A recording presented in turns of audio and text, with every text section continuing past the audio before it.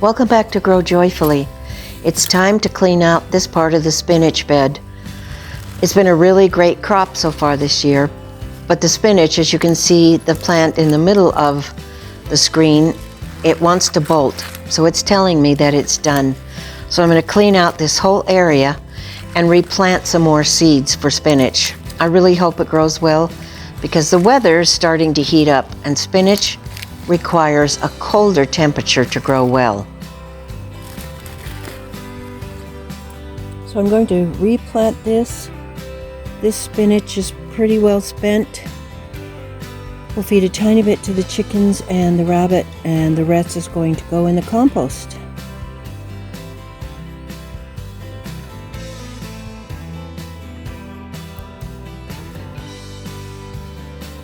I have several varieties of spinach, and this particular one happened to come from the Dollar Tree.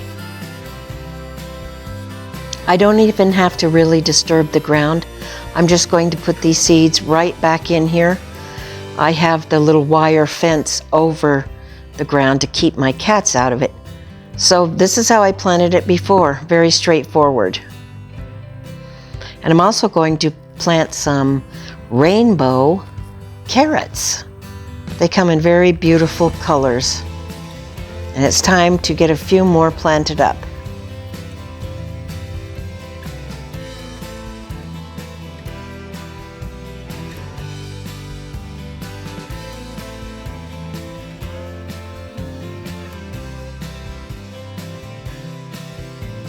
I'm also going to plant some carrots in these cute little planters here.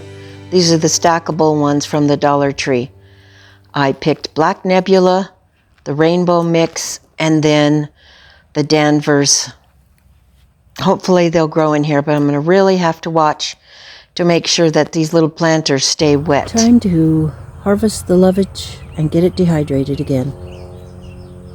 I use a soak to soak my vegetables in before we eat them. Case in point would be, I just got the onions, lovage, and spinach out to soak in this big bowl. And there was an earwig, there was a worm, there was a spider. Also to get off any impurities from the air, what have you. Even though I grow organically, I just think it's a good idea. I looked up several different recipes for a vinegar wash, and many of them were obscure. One went so far as to say fill half your sink full and then use 4 cups of vinegar. I did come down to one that, and I'll try to remember to put the site down below, that you use 1 cup of white vinegar to 4 cups of water. Now in here, this is probably about somewhere between 2 and 3 gallons of cold water.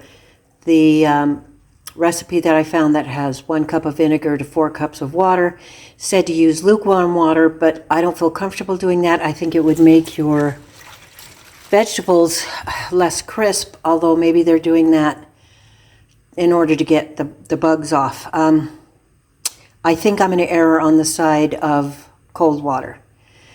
So also what my mom did, and her mom and my grandma, they used plain old kitchen salt.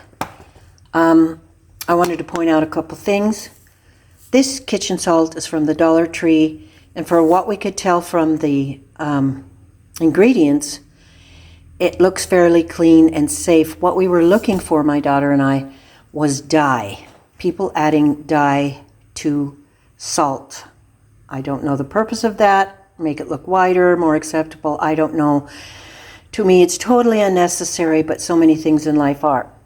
So, for example, this Winco, this is a store brand for us out here in the West. So do be careful of your salt. I bought this because of the old push of we need iodine in our diet or we're going to get a goiter, blah, blah, blah. I think they're kind of gradually busting that myth. I'm not completely sure, so don't quote me. I don't know the science behind it.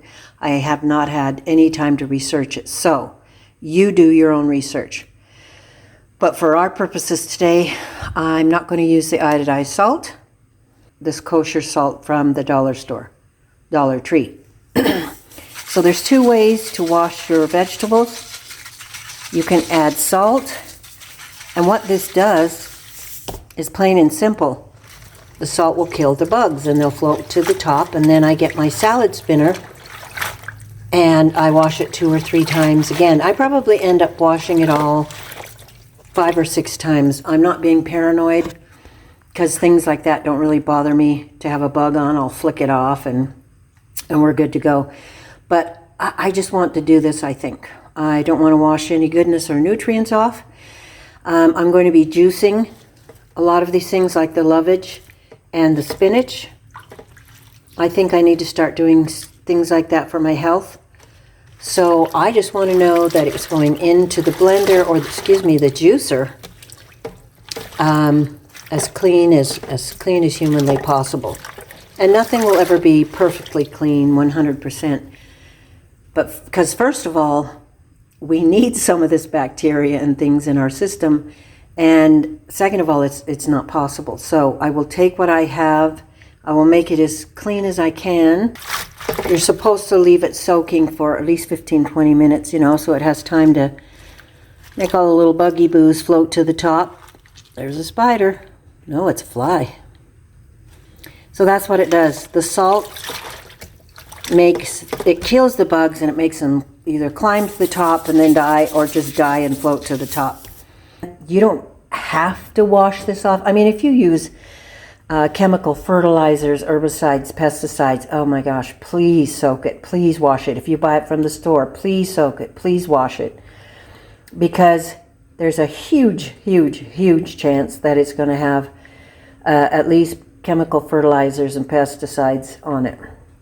So my advice to you is to, when you get your produce, I'm not really sure about fruit. I haven't had a chance to study that, but I know especially for leafy greens, I would bring it straight home, clean out your sink really well and scour it, and use vinegar to disinfect it, and soak it in your sink. Or if you have a big metal bowl like this, put it in your metal bowl and start with either the salt rinse or the vinegar rinse. I hope this has been helpful to you. I hope you enjoyed this video. Please give me a thumbs up and subscribe if you can, and don't forget to grow joyfully. We'll see you next time.